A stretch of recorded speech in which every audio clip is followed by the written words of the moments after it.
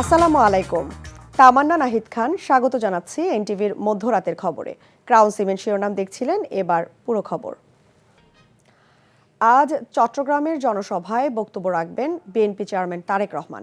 ২০ বছরেরও বেশি সময় পর তার আগমনে উৎসবের নগরীতে রূপ নিয়েছে চট্টগ্রাম নগরী। লাল সবুজ বুলেট প্রুফ বাসে করে শনিবার রাতে চট্টগ্রামের শাহ আমানত বিমানবন্দর থেকে হোটেল রেডিসনে যান তিনি। এ সময় তারেক রহমান হাত নেড়ে অপেক্ষমান নেতাকর্মীদের সাথে শুভেচ্ছা বিনিময় করেন। তার আগমন উপলক্ষে পোলো গ্রাউন্ড মাঠে তৈরি করা হয়েছে বিশাল মঞ্চ। নগর জুড়ে শোভা পাচ্ছে বিলবোর্ড আর banner.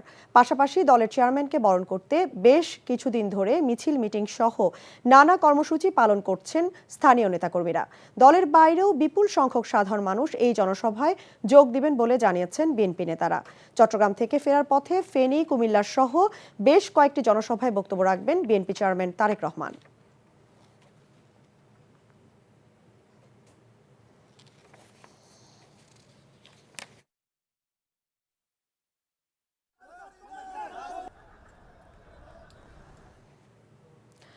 BNP chairman Tarique Rahman বলেছেন, যে পরিকল্পনাই করা হোক না কেন, আগে সবার নিরাপত্তা নিশ্চিত এবং দুর্নীতি রোধ করতে হবে। তিনি বলেন, বিএনপি সামাজিক ও ধর্মীয় মূল্যবোধ নিয়ে এগিয়ে যেতে চায়। জানান, সবার আগে গণতান্ত্রিক চর্চা শুরু করতে হবে। শনিবার আমার ভাবনায় বাংলাদেশ শীর্ষক রিলস মেকিং প্রতিযোগিতায় 10 বিজয়ীর সাথে আলাপচারিতায় এসব কথা বলেন বিএনপি চেয়ারম্যান। ইফতেখার রেজার রিপোর্ট। বিএনপির উদ্যোগে আয়োজিত আমার ভাবনায় বাংলাদেশ জাতীয় রিল মেকিং প্রতিযোগিতায় বিজয়ীদের সঙ্গে meet and greet with Tarique Rahman অনুষ্ঠিত হয়।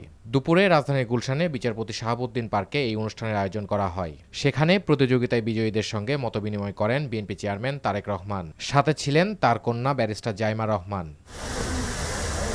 তারেক রহমান বলেন, বিএনপি ক্ষমতায় আসলে উন্নত বিশ্বের সাথে তাল মিলিয়ে শিক্ষা ব্যবস্থার ব্যাপক পরিবর্তন আনা হবে। Not making building school buildings, আমরা স্কুল বিল্ডিং নতুন নতুন 3 তলা 4 তলা 5 তলা স্কুল বিল্ডিং বানানো, এটা আমাদের লক্ষ্য না।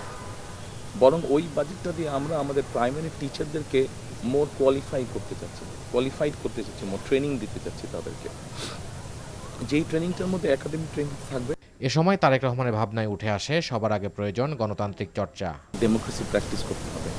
আমরা ডেমোক্রেসি যত বেশি প্র্যাকটিস করবো এভরি লেভেল, শুধু যে জাতীয় সংসদ নির্বাচন তা না, আমরা ইউনিয়ন পরিষদের মেম্বার, ইউনিয়ন পরিষদের চেয়ারম্যান, পৌরসভার চেয়ারম্যান, পৌরসভার মেম্বার, আমরা এইখানে যত ডেমোক্রেসি প্র্যাকটিস করব তখন হবে কি আস্তে আস্তে সেই মানুষগুলোই সামনে বেরিয়ে আসবে যারা অ্যাকচুয়ালি মানুষের জন্য কাজ করতে চায়। আগামী বাংলাদেশ গঠনের ক্ষেত্রে সামাজিক ও ধর্মীয় মূল্যবোধ নিয়ে এগোতে চায় বিএনপি, এমনটাই জানান তিনি।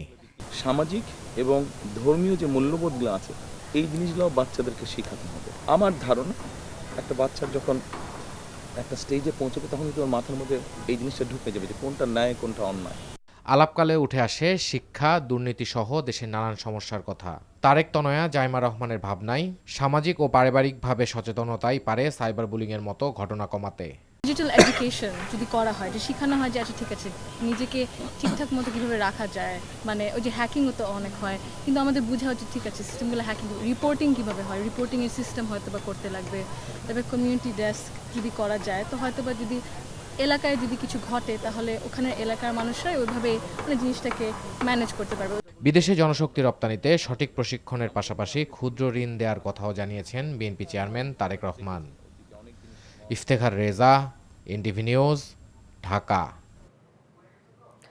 বাংলাদেশ জামায়াতে ইসলামীর আমির ডক্টর শফিকুর রহমান বলেছেন, বস্তা পচা রাজনীতিকে লাল কার্ড দেখিয়ে নতুন ধারার এবং দুর্নীতিমুক্ত রাজনীতিকে ভোটের মাধ্যমে জয়ী করতে হবে। তিনি বলেন, গণভোটে হ্যাঁ মানে আজাদি এবং না মানে গোলামি। না ভোট জয়যুক্ত হলে আবার গোলামি ও ফ্যাসিবাদ ফিরে আসবে। তার দল ক্ষমতায় গেলে স্বাস্থ্য ও শিক্ষা ব্যবস্থার আমূল পরিবর্তন ঘটাবে, সে আশ্বাস দেন জামায়াতের আমির। শনিবার রাতে পাবনা সরকারি এডওয়ার্ড কলেজ মাঠে নির্বাচনী জনসভায় প্রধান অতিথির বক্তব্যে এসব কথা বলেন তিনি।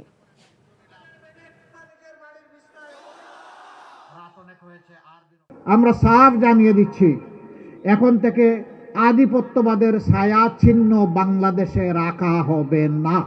এই সব কিছুর জন্য একটা পরিবর্তন দরকার। বস্তা পচা রাজনীতিকে বলা দরকার তোমাকে লাল কার্ড। আপনারা পাবনা থেকে লাল কার্ড দেখাতে পারবেন? দেশের 1 ইঞ্চি মাটির সম্মান কারো কাছে বন্ধক রাখা হবে না মন্তব্য করে জামায়াতে ইসলামী আমির ডক্টর শফিকুর রহমান বলেছেন, জীবন যাবে তবুও অন্যায়ের কাছে মাথা নত করবে না তার দল।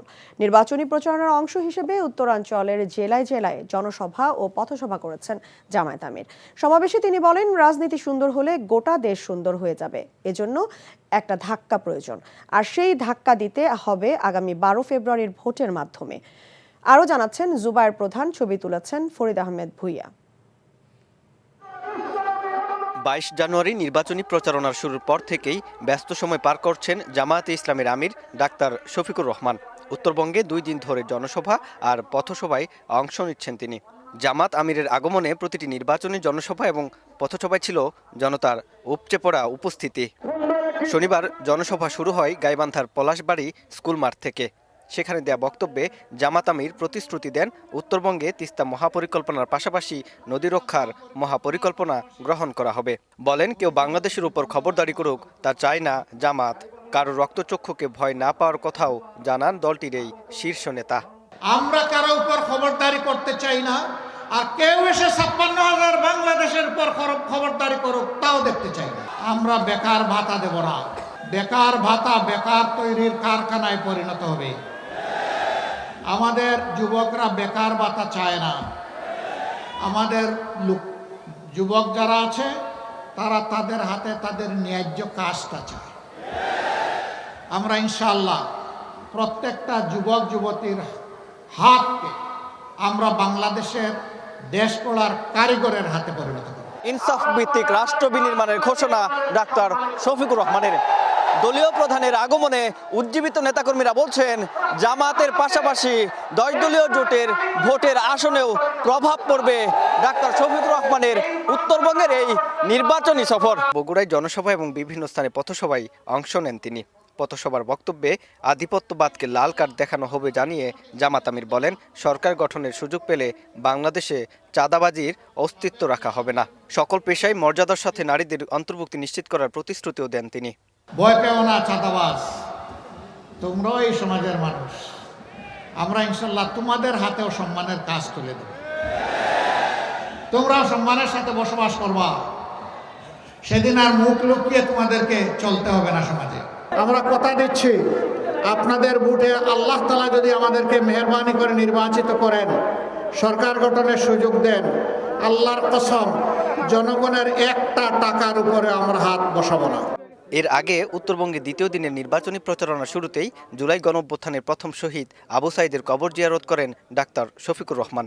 মোনাজাত শেষে শহীদ আবু সাঈদের পরিবারের সাথে সাক্ষাৎ করে আবু সাঈদের স্বপ্নের বৈষম্যমুক্ত রাষ্ট্র বিনির্মাণের অঙ্গীকার করেন তিনি।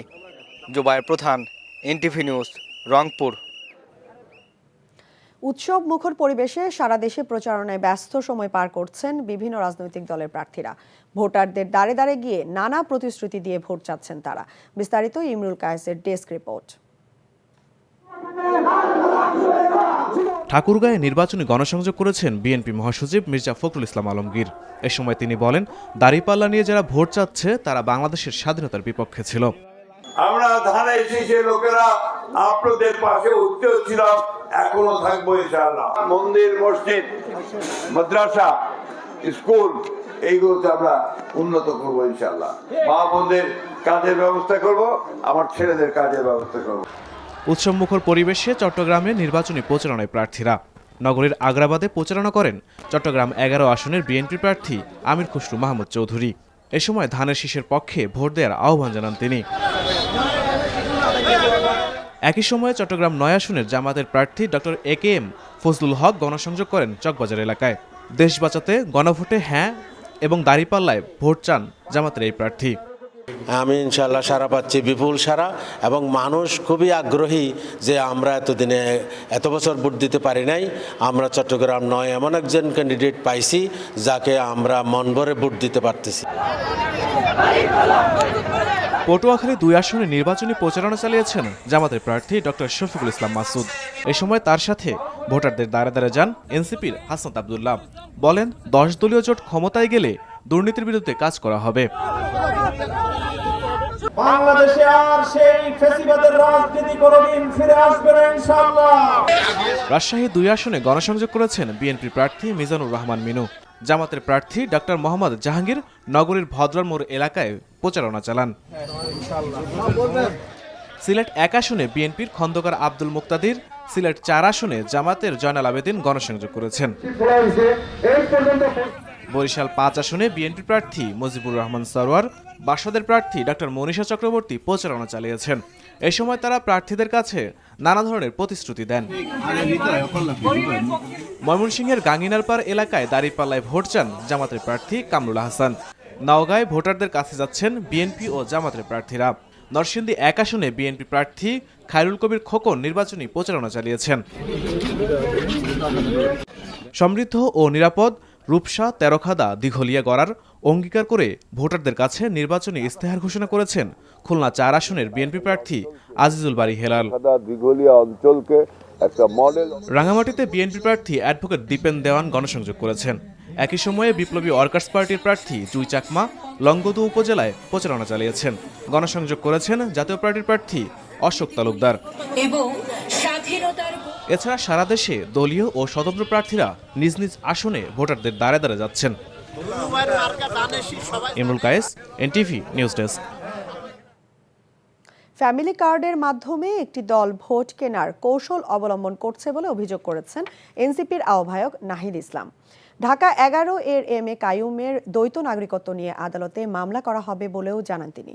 শনিবার সকালে রাজধানীতে নির্বাচনী প্রচারের সময় নাহিদ এসব কথা জানান। এনসিপির প্রচারে নানাভাবে বাধা দেওয়া হচ্ছে বলেও অভিযোগ করেন তিনি। তার দাবি, দেশের বিভিন্ন স্থানে এনসিপির ব্যানার ছিঁড়ে ফেলা হচ্ছে। একটি দল বিভিন্ন এলাকায় ভয়ের পরিবেশ তৈরি করে রেখেছে। এই দলটি আগেও আচরণবিধি লঙ্ঘন করেছে বলেও অভিযোগ তার।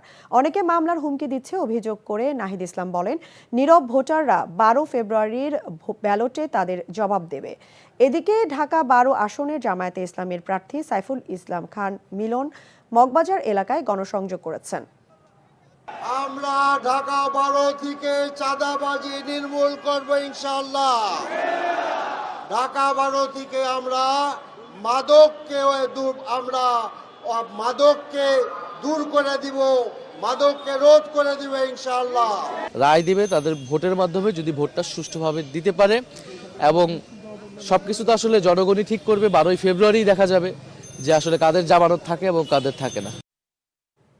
শহীদ প্রেসিডেন্ট জিয়াউর রহমান ও সাবেক প্রধানমন্ত্রী বেগম খালেদা জিয়ার কনিষ্ঠ পুত্র আরাফাত রহমান কোকোর 11তম মৃত্যুবার্ষিকী উপলক্ষে দোয়া মাহফিলের আয়োজন করেছে বিএনপি।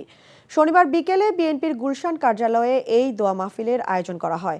এতে দলের চেয়ারম্যান তারেক রহমান, স্থায়ী কমিটির সদস্য মির্জা আব্বাস, আব্দুল মঈন খান, নজরুল ইসলাম খান, চেয়ারম্যানের উপদেষ্টা ইসমাইল জবিউল্লাহ ও মাহদি আমিন সহ বিভিন্ন পর্যায়ের নেতাকর্মীরা অংশ নেন। দোয়া মাহফিলে আরাফাত রহমান কোকোর আত্মার শান্তি ও পরিবারের জন্য সুস্থতা কামনা করা হয়। একই সঙ্গে দেশের প্রগতিশীল ও গণতান্ত্রিক চেতনার জন্য সবার একাত্মতা ও ঐক্যের বার্তা প্রদান করা হয়। ক্রিকেট বোর্ডের সভা প্রসঙ্গ।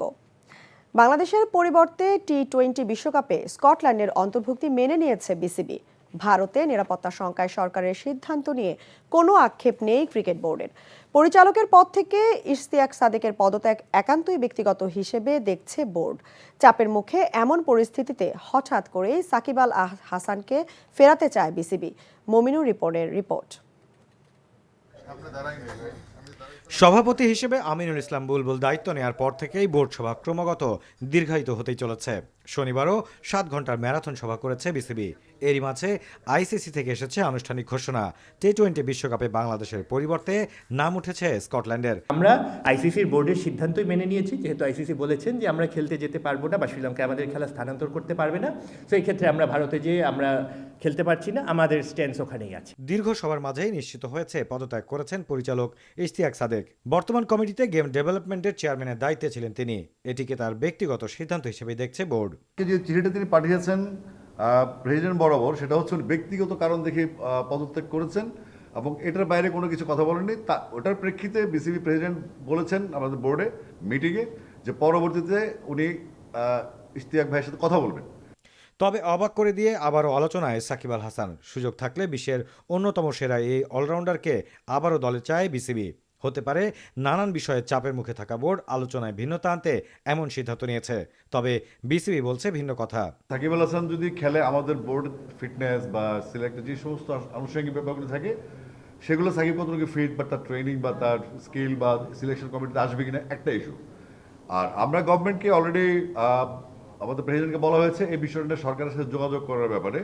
তার ব্যক্তিগত যে ইস্যুগুলি আছে তার নিজস্ব, সেগুলো যদি সরকার অ্যালাউ করে বা সরকার কীভাবে ফেস করবে সেটা সরকারের বিষয়, কিন্তু আমরা বোর্ডের পক্ষ থেকে সাকিবকে চেয়েছি, এটা হলো মূল কথা। কেন্দ্রীয় চুক্তিতে ক্রিকেটারদের সংখ্যা বাড়ানো সহ সদ্য সমাপ্ত বিপিএল নিয়েও আলোচনা হয়েছে বোর্ড সভায়। Mominur Ripon, NTV news, Dhaka. দুর্বৃত্তদের গুলিতে আহত ঢাকার কেরানীগঞ্জের হযরতপুর ইউনিয়ন বিএনপির সাধারণ সম্পাদক বিএনপি নেতা হাসান মোল্লা মারা গেছেন।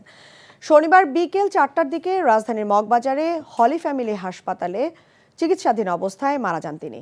কেরানীগঞ্জ মডেল থানার ভারপ্রাপ্ত কর্মকর্তা এম সাইফুল আলম গণমাধ্যমকে জানান, শুক্রবার রাতে হাসান মোল্লার শারীরিক অবস্থার অবনতি হলে তাকে ঢাকা মেডিকেল কলেজ হাসপাতাল থেকে হলি ফ্যামিলি হাসপাতালে স্থানান্তর করা হয়। সেখানে চিকিৎসাধীন অবস্থায় তার মৃত্যু হয়। এর আগে গত বৃহস্পতিবার রাতে ওয়াজ মাহফিল শেষে বাড়ি ফেরার পথে হযরতপুর ইউনিয়ন এলাকায় হাসান মোল্লাকে গুলি করে দুর্বৃত্তরা। মোটরসাইকেলে আসা হেলমেট পরিহিত 2 জন ব্যক্তি তাকে লক্ষ্য করে গুলি করে পালিয়ে যায়। ভোট কেন্দ্র পাহারা দেওয়ার জন্য কর্মী সমর্থক ও ভোটারদের প্রতি আহ্বান জানিয়েছেন ব্রাহ্মণবাড়িয়া 2 আসনের স্বতন্ত্র প্রার্থী ও বিএনপির বহিষ্কৃত নেত্রী ব্যারিস্টার রুমিন ফারহানা। শনিবার গণসংযোগে তিনি একথা বলেন। 15 বছর হাল চাষ করলাম, বীজ দিলাম, ধান লাগাইলাম, ফসল কাটার সময় যদি মরুভূমি আসে কেমনটা লাগে?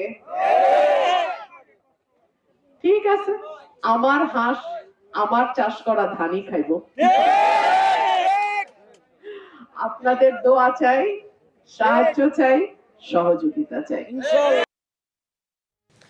পিরোজপুরে বিএনপি জামায়াত ইসলামী আন্দোলন এবং স্বতন্ত্র প্রার্থীদের জমজমাট লড়াইয়ের ধারণা স্থানীয় ভোটারদের। কার্যক্রম নিষিদ্ধ আওয়ামী লীগের ভোট টানতে দলগুলো চেষ্টা করছে বলে পরস্পর বিরোধী অভিযোগ করছেন তারা। রশিদ আলমা মুনানকে সঙ্গে নিয়ে রাজু আহমেদ রুবেলের ক্যামেরায় নিয়ামুল আজিজ সাদেকের রিপোর্ট। পিরোজপুরের খেটে খাওয়া মানুষের কর্মব্যস্ততা শুরু ভোরের আলো ফুটতেই। নারী পুরুষ নির্বিশেষে ফসল ঘরে তুলতে ব্যস্ত।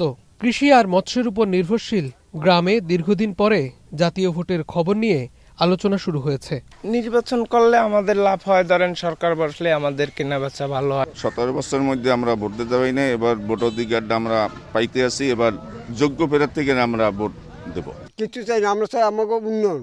পিরোজপুর সদর মূলত মাওলানা দেলোয়ার হোসেন সাইদির এলাকা। তার বিরুদ্ধে জোর করে সাক্ষ্য দেয়া সাক্ষীকে তুলে নেয়ার পর যাবজ্জীবন কারাদণ্ড দেয় আদালত। পরে কারাগারে মৃত্যু হয় তার। এবার তাই 2টি আসনে তার ছেলেদের নির্বাচনের বিষয়টি ভোটারদের কাছে সেসব অন্যায়ের বিষয়েও উঠে আসছে। 1277 বর্গ কিলোমিটারের পিরোজপুর জেলার বালেশ্বর, সন্ধ্যা, কচা নদীর বিভিন্ন শাখা উপশাখা মিলে গেছে। এবারের নির্বাচনে জামায়াতের প্রার্থী হিসেবে মনোনয়ন পেয়ে 17 বছরের দুঃশাসন ভুলে বিএনপি নানা ছুতোয় ফ্যাসিস্টদের কাছে যাচ্ছে বলে অভিযোগ করেন তিনি। 17 বছর আমরা অত্যাচারের স্টিমরোলের মধ্যে ছিলাম। সারা বাংলাদেশের বিরোধী মতের প্রত্যেকটি মানুষের উপরে অত্যাচার, জুলুম, নির্যাতন চালানো হয়েছিল। এত অল্প সময়ের মধ্যে আমরা ভুলে যাই কি করে? আমি আসলে বুঝি না। আমার প্রতিপক্ষ বন্ধু যারা আছেন তারা অনেকেই নিরীহ আওয়ামী লীগ একটা টার্ম ইউজ করে তারা তাদেরকে কাছে টানার চেষ্টা করছেন। জামায়াতের এই অভিযোগ খণ্ডন করেন বিএনপি প্রার্থী। কিশোর গ্যাং এবং মাদক আমাদের একটি বড় সমস্যা। সেই থেকে উত্তরণ করতে হলে আমি শিক্ষক হিসাবে সেই জায়গায় কাজ করতে চাই। আমরা কোনো রাজনৈতিক দল নিষিদ্ধ হয়ে যাক সেই কথাটা কিন্তু আমরা কখনো বলছি না। এখন এই সাধারণ মানুষগুলো যারা বিভিন্ন কারণে আওয়ামী লীগ করতে হয়েছে, এই যে ঠেকে আওয়ামী লীগ, সম্পূর্ণ মানুষগুলোকে তো আমরা আমাদের দলে নয়, আমরা বাংলাদেশি হিসাবে তাদের পাশে দাঁড়াতে চাই। পিরোজপুর 1 আসনে 3,92,000 ভোটার, পিরোজপুর 2 আসনে 4,92,000, পিরোজপুর 3 আসনে ভোটার সংখ্যা 2,41,000। পুরো বাংলাদেশের সবচেয়ে কম সংখ্যক প্রার্থী পিরোজপুর 1-এ। পিরোজপুর 2-এ জামায়াতের শামীম সাইদির বিপরীতে বিএনপির আহমেদ সোহেল মঞ্জুর সুমনের দুশ্চিন্তার কারণ স্বতন্ত্র প্রার্থী মাহমুদ হোসেন। পিরোজপুর 3 আসনে জাতীয় পার্টি থেকে সদ্য ইসলামী আন্দোলনে যোগ দিয়ে মনোনয়ন পাওয়া রুস্তম আলী ফরাজীর প্রতিপক্ষ এনসিপির মোহাম্মদ শামীম হামিদি এবং বিএনপির রুহুল আমিন দুলালের মধ্যে ত্রিমুখী লড়াইয়ের আভাস আছে বলে ধারণা বিশ্লেষকদের।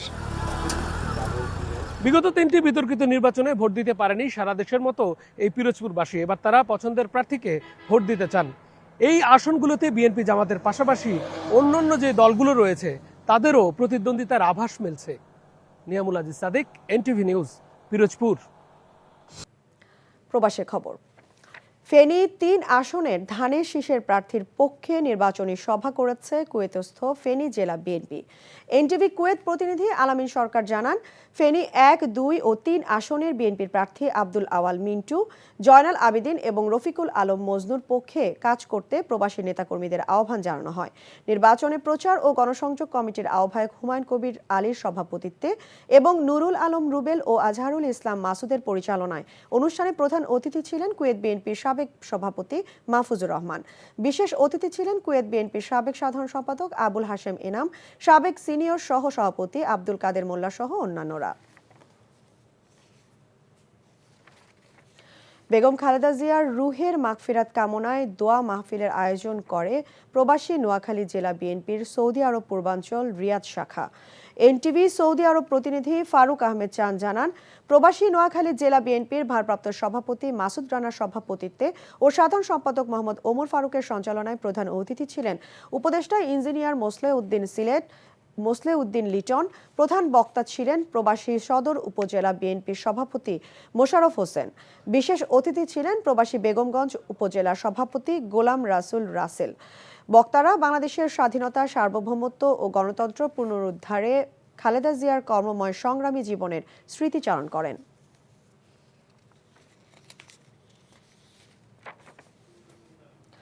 সংযুক্ত আরব আমিরাতে প্রবাসী বাংলাদেশিদের মালিকানাধীন প্রতিষ্ঠানের পরিধি ক্রমশ বিস্তৃত হচ্ছে। আমিরাত থেকে মামুনুর রশিদ জানান, এরই ধারাবাহিকতায় শারজার রোলা বাংলা বাজার এলাকায় যাত্রা শুরু হলো বাংলাদেশি প্রতিষ্ঠান শুকরান মোবাইল অ্যান্ড ইলেকট্রনিক্সের 3য় শাখার। বাংলাদেশি প্রতিষ্ঠানটির উদ্যোক্তা চট্টগ্রামের লোহাগড়ার মোহাম্মদ নুরুল ইসলাম তাজু ও আনোয়ারা চট্টগ্রামের হোসাইন। 15 বছর আগে সাধারণ প্রবাসী হিসেবে আসা এই 2 প্রবাসী অনলাইনে ব্যবসা চালু করে এখন তারা কয়েকটি প্রতিষ্ঠানের মালিক। বিদেশের মাটিতে এমন প্রতিষ্ঠানের ফলে রেমিটেন্সের ভূমিকা সহ অনেক বাংলাদেশিদের কর্মসংস্থানের সুযোগ সৃষ্টি হয়েছে।